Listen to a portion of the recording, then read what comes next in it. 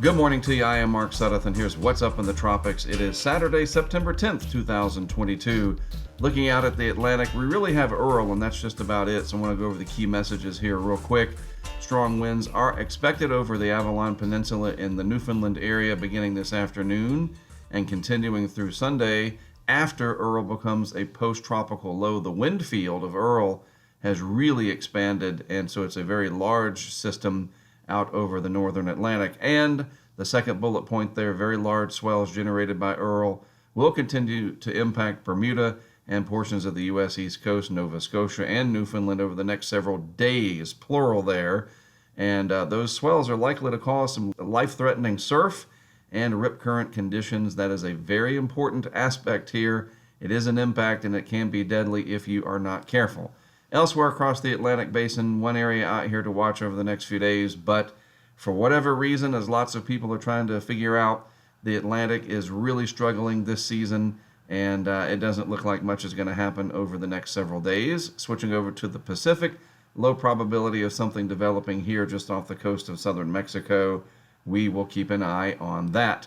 Looking at the satellite animation here, there is the remnants of K in the eastern Pacific, and then we have this big deep plume of moisture streaming up out of the Caribbean and the Gulf of Mexico into the southeast.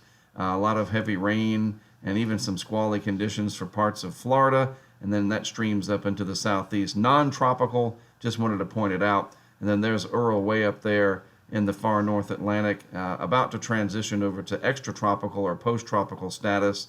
And then that right there is 95L, or what's left of it. Will slide the animation over to the east a little bit more. Strong upper level winds, dry air, all of those inhibiting factors. It looks like July out there for the most part instead of the peak time of hurricane season in the first third of September here. And finally, just wanted to show you this. Not a lot to look at here, as Andy Hazelton says, at the climatological peak of the season behind Earl. 95L fizzling, as we talked about there, due to strong upper level winds. And then that low riding wave at a low latitude is struggling with Saharan air layer. And even though the EPS, that's the ensemble prediction system from the Euro, kind of refuses to give it up, we'll see, right? But the proverbial next wave, as he hashtags it, coming off is already trending weaker in the models. So more than likely the next week to 10 days is going to be characterized by a fairly quiet pattern across the Atlantic. All right, that's the way it is for now. Have a good rest of your Saturday. As always, thanks for tuning in to What's Up in the Tropics. Again, I am Mark Sudduth.